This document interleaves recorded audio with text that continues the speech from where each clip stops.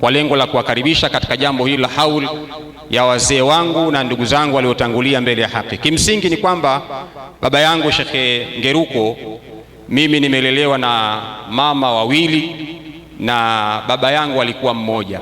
Nikisema hivi nina maana, wakati nataja hapa nimetaja jina la mwanamke anaitwa Joyce Robert Senyonga. Huyu alikuwa ni mama yangu ambaye yeye ni raia wa Uganda, lakini yeye hakuwa Muislamu hapo awali, baadaye akaingia katika Uislamu mwishoni mwa uhai wake. Lakini alipokuwa ananizaa mimi, kabla hajafariki, aliniacha nikiwa na miaka takriban kama miwili. Aliniacha nikiwa na miaka takriban miwili. Alinichukua mimi akanipeleka kwa mama yangu wa kambo ambaye alikuwa akiitwa Tabu Ali. Mama yangu wa kambo alinipokea kutoka kwa mama yangu mzazi wa kunizaa. Alipofika kwa mama yangu wa kambo, mama yangu wa kunizaa, alipofika akamwambia mama yangu wa kambo kwamba mimi ninavyojiona kwa hali yangu hii, sina muda mrefu nitaondoka duniani, kwa sababu alikuwa anaumwa. Maneno haya nimeyapokea kutoka kwa mzee wangu akinieleza hivyo kwamba mama yangu mzazi alinichukua akanipeleka kwa mama yangu wa kambo. Alipofika akamwambia mimi ninavyoona kwa hali yangu hii siwezi kupona. Mama yangu alikufa kwa ugonjwa wa kensa ya koo.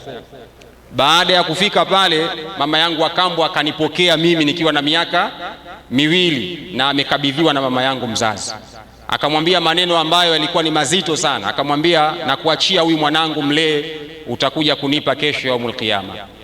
Kwa hiyo mimi nikachukuliwa na mama yangu wa kambo nikiwa nalelewa na miaka miwili. Kwa hiyo mpaka nakuwa mkubwa mimi nilikuwa sijui kama yule sio mama yangu. Kwa hiyo kuna ndugu zangu ambao nilizaliwa nao baba mmoja. Nimemuona hapa kaka yangu Ali, naomba usimame. Yule ni kaka yangu ambao tumezaliwa baba mmoja. Yule ni kaka yangu ambaye nimemkuta kwa mama yangu wa kambo.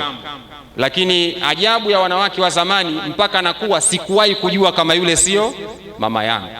Na alikuwa akinipenda zaidi alivyokuwa anawapenda wale kaka zangu ambao ni baba mmoja. Wale ndo mama yao walikuwa. Mimi alikuwa akinipenda zaidi ya wale. Lakini kikubwa zaidi, naibu chief kadhi, mama yangu wa kambo aliacha wasia, aliwaachia wale kaka zangu wa baba mmoja na dada zangu wengine ambao mama yangu wa kambo alizaa na baba mwingine. Akawaambia mimi nikifariki, huyu Shaabani ni katika miongoni mwa ndugu zenu apate urithi. Mama yangu wa kambo. Na baadaye alipofariki aliacha nyumba na kiwanja Tegeta. Kaka zangu wale wakafikiria kuuza.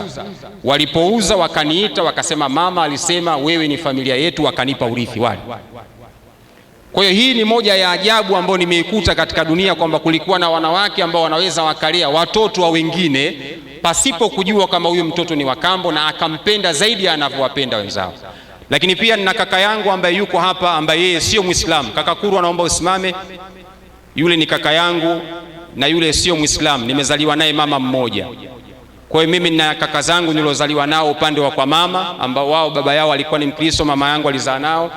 Lakini pia amekuja kuwakilisha kaka yangu yule ambaye ni kaka yetu, walizaliwa mapacha, mmoja Mwenyezi Mungu amemchukua. Yule pacha ambaye ni Doto naye pia aliingia katika Uislamu.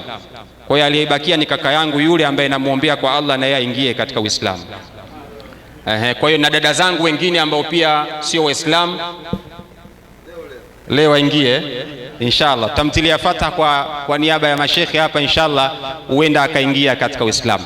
Kwa hiyo nimewaita katika tukio hili kwa lengo la kuja kuwakumbuka na kuwaenzi wazee wangu kwa kazi kubwa ambayo waliokuwa wameifanya, na hasatan mzee wangu Saleh Pembe ambaye yeye ilikuwa mimi ni kama bakora, ilikuwa anatembea na mimi kila mahala.